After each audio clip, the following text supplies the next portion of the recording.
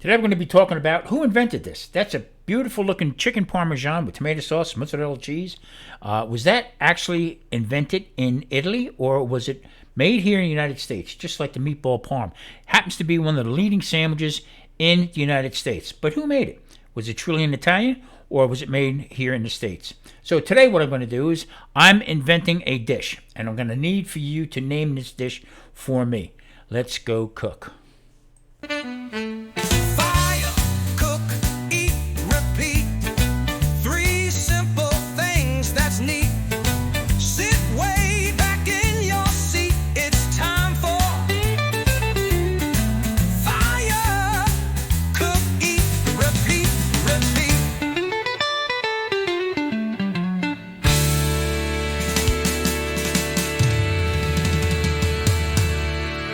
Everybody, welcome back to the channel. Well, today I have some pulled pork that I left chunky because I did it a couple days ago.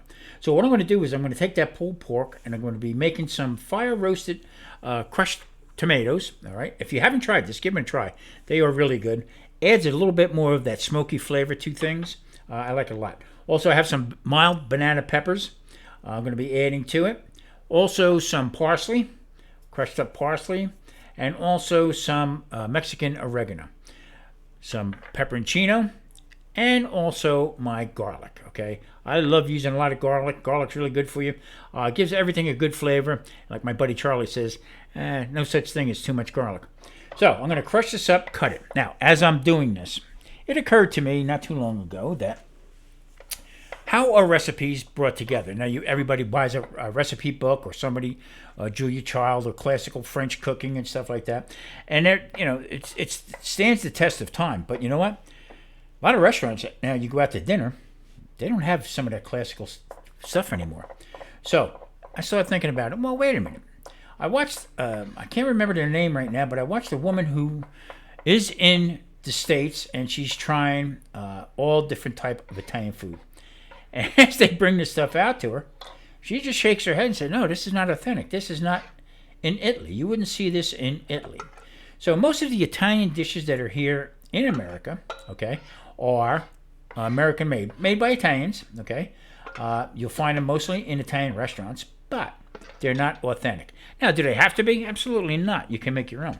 That's why I come up with this concept right here. So what I'm going to do is I'm going to be taking some pulled pork, with the garlic. This is all unconventional because you know why? I'm inventing it. All right, I'm making this dish. Is it going to work? Might. Is it going to fail? Could be. So I need for you, at the end of this video, I need for you to leave a comment, all right, and give me your name of what you would like this to be called. All right, I think it'd be kind of fun to be playing around with this here. I got to tell you, this really came out really good. Now, a couple different things came to mind. Pulled pork. Is it barbecue? No, I don't think so. They've been doing pulled pork for many, many years. Is it an Italian dish because I have tomato sauce and cheese going to go in it? Nope. Is it also Spanish? Is it Mexican because I'm using fire roasted tomatoes? I'm using Mexican oregano? No, not necessarily. So this is just, again, another invented dish, okay, recipe that, hey, I would like for you to give this a try. Watch this again. Get the concept down. Do you have to make pulled pork? No, probably can make this with ground beef or whatever. But the whole idea is to start thinking out of the box. Too many people get lost in with the recipe. You have to trim this pork. You have to trim this brisket. Furthest thing from the truth. If you make this taste good, your friends and family like it, go for it. I just thought I'd show you some of the utensils I used to have back in the day in the restaurant. They're older than dirt right there. We did a lot of prime rib. We did a lot of beef, sirloins and stuff like that. So this is how I would manipulate the meat using these big forks. Also tongs. I always use tongs, tweezers, and stuff to that nature. These were mine. Nobody else touched them. That was the rules. Now, we did have a knife service that would come in, and we would rent knives from them. They would come in, change them out every week. I think 2 times a week we did it. So there was no need for me to have any kind of expensive chef knives, and that's how we rolled back in the day. Now, in that pan right there, some olive oil and butter. This is where I made the mistake. I should have used the round pan. Had it in my hand, I put it back. I'm used to the square cast iron, but we'll explain it a little later. There is the fire roasted tomatoes. I add a little bit of water to it and salt. Nothing else. What a flavor. I'm telling you. If you haven't used it before, try them. You really like it. Now, here's my concept. Into the pan, olive oil, butter. I seasoned it with Tommy Spice. Now I added in, that was like a cup, maybe half a cup, 3/4 of a cup of peppers, banana peppers. Got a little heat to them. Not too bad. They have a little, they're fermented, so it has that little bit of a vinegary taste. I'm going to saute it up again. Now, the mixture I made with the pulled pork, parsley, garlic, and also the Mexican oregano, I'm going to put that into the pan. Now, I am going to, once I get everything out, put that stingy scraper on there. Once I get that out there, I am going to start pressing this down into the pan, and I'm going to lower the heat because I want this not to burn. I want it to caramelize and crisp up a little bit, okay? My concept is, all right, I'm going to make this like the base. And then once I flip it, and then on the top of that, let this top part get crispy. And then once I flip it over, and then I'm going to add a little bit of the tomato sauce to it. And I'm going to use some Parmesan cheese. I'm going to use some pecorino. And also I'm going to finish it with just a little bit of mozzarella cheese. I put a little butter in there. I'm going to keep this nice and flavorful. And we're going to take it from there.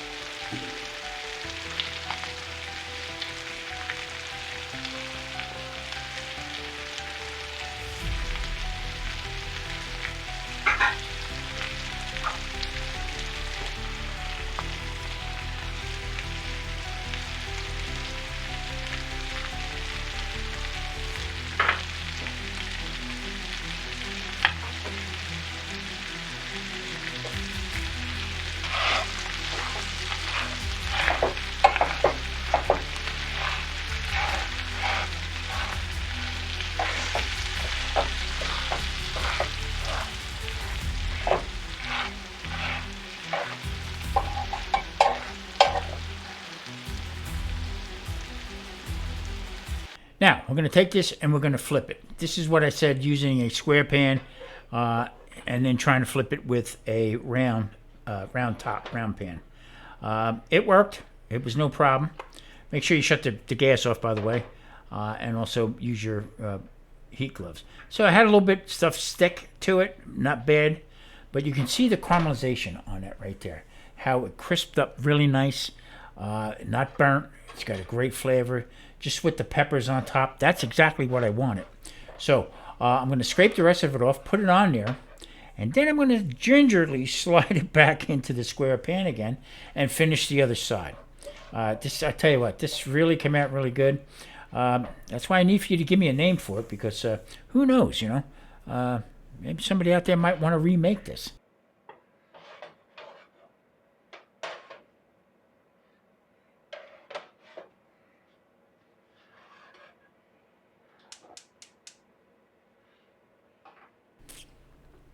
Now, just going to add a little bit more olive oil into the pan because, there again, I don't want the other side to stick when I do take it back out again. Now, being that it is a square pan, I am not going to try to slip the whole thing out when I get ready to serve it. I will cut this and almost like a lasagna type of thing, and I'll cut it up that way. So, I mean, it's sort of conformed right back into place again. And then what I'll do is I will press that side back down again. And start the process again is for it to be caramelized. Now, I got to tell you now, the final result was really, really good. I didn't tell my wife what I was doing with it when I cut it up and served it to her. She was pretty happy with it. She said it had great flavor. Every once in a while, I get a little hint of the pepperoncino, but it wasn't overwhelming. Now, you can make this as hot as you want. You can add more sauce to it. You can add more cheese to it. I just wanted to put it together a little bit, different components. Flavor. I want that flavor. All right, we're going to get a little closer here. Now I'm going to start adding in some of the cheese. I'm going to add in some of the pecorino. Oh, say that 3 times fast. Add in some of the pecorino, and then I'm going to add in some Parmesan, and then just a little bit of mozzarella cheese. Now, but first I'm going to put this pecorino down, add some of the Parmesan. I'm going to add a little bit of the sauce to it. Not a lot of sauce. I don't want it overwhelmed with it. There again, I want the flavor components, each one to be able to be, you could smell it. I want you to be able to taste it. Know that you're biting into a banana pepper. Also the pork with the butter and the oil. Bringing everything together with the oregano, Mexican oregano. What a great flavor it has. So now just keep adding a little bit in at a time. Don't forget to season it also. A little bit of Tommy spice. Now Tommy spice is equal parts salt, kosher salt or sea salt, granulated onion, granulated garlic, and pepper, coarse black pepper. I'm going to add that into it also. And now we're going to start putting these components together. And then I'm going to cover it and just let whatever cheese I have on there that I put on it. You can hear it. Listen.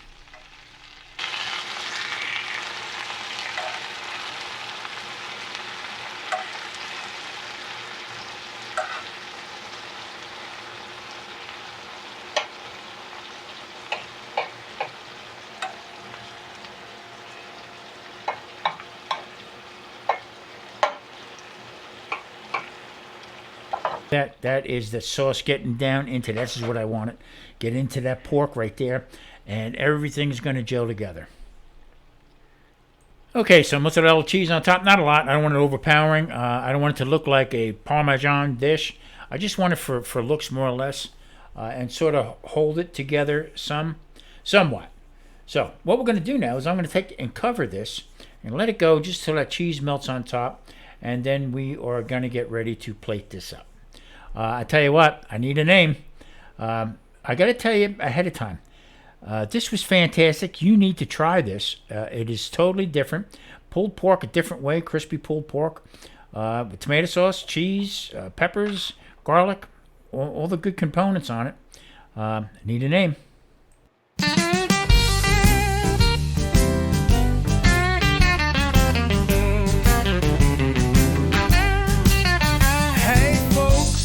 Come join me, please.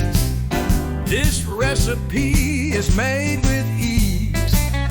It should be a claim to fame. The only problem, it has no name. Avocado is plain and lonely. A few ingredients now, guacamole. I need a name. What's my name? Leave a comment with a name. You never know, could be famous like Kish Lorraine. Hey, please leave a name. We need a name. Thank you.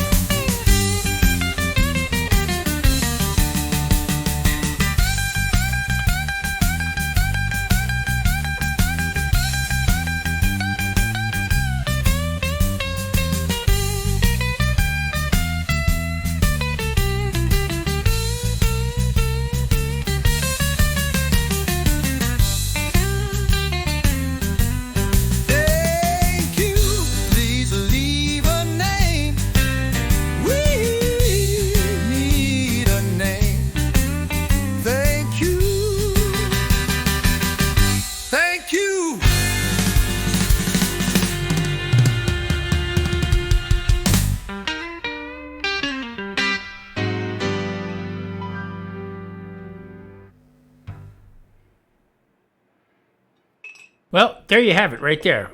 We made a new dish. We need to get a name for it. And that's going to be the theme here on Fire, Cook, Eat, Repeat. Listen, everybody, thanks for watching. Please hit that like and subscribe button. Don't forget to leave a name down below. And guess what? We'll see you next time on Fire, Cook, Eat, Repeat. Thank you.